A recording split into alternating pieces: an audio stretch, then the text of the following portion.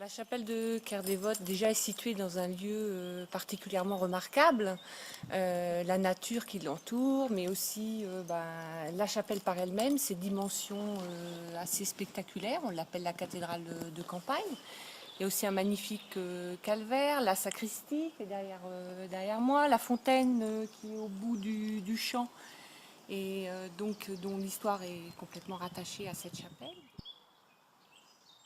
Donc un premier édifice aurait été construit au VIe siècle, et puis elle a été rebâtie au XVe siècle en remerciement à la Vierge d'avoir arrêté la peste des lions. Donc c'était une peste particulièrement meurtrière. Les notables de l'époque se sont fédérés pour construire un monument à la hauteur de la peur qu'elle avait suscitée. Alors sur la façade de la chapelle, on voit différentes armoiries et aussi que l'hermine passante des ducs de Bretagne.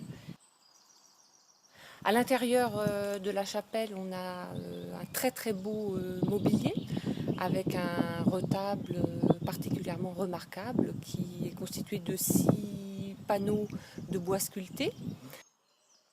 Donc voilà, c'est une chapelle qui est très riche. On a des très beaux vitraux.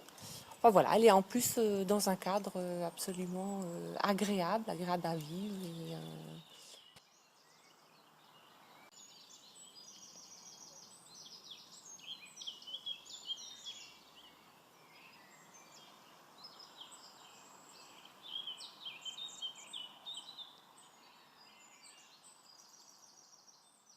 Il s'y déroule tous les deuxièmes dimanches de septembre le Grand Pardon, qui attire énormément de monde.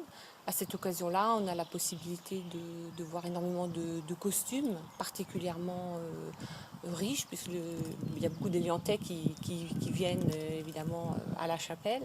Et le costume est brodé, il est splendide, et ça nous montre à quel point les Bretons sont encore attachés à leur culture et à leur patrimoine.